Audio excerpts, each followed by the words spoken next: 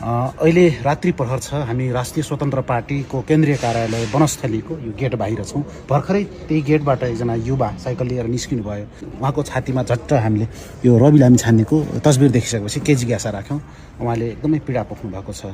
उहाँको कुराकानी सुन्दा साँच्चै निकै भावुक भएमा पनि हुन्छ। बाँकी उहाँको कुराकानीबाट म कामको सिलसिलामा छु, काम भेटिरहेको छु। कामकै खोजीमा हुनुहुन्छ? हजुर। अहिले कहाँ जानुहुन्छ त्यो साइकल यात्रामा? यो हाम्रो यो राष्ट्रिय स्वतन्त्र पार्टीको गेटमा त्यो गार्ड हुन्छ नि, पशुपतिनाथमा गेटमा त्यहाँ नाइट ड्युटी गर्नुहुन्छ।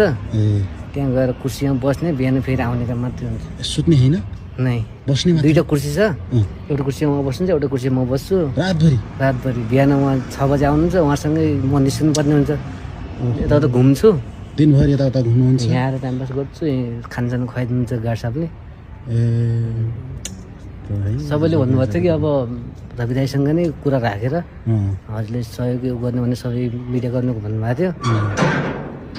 यहाँसम्म पुगेको छु, अब त्यही जान लाग्यो। पशुपति जाँदै हुनुहुन्छ? हजुर। कुर्सीमा बस्ने? कुर्सीमा बस्ने।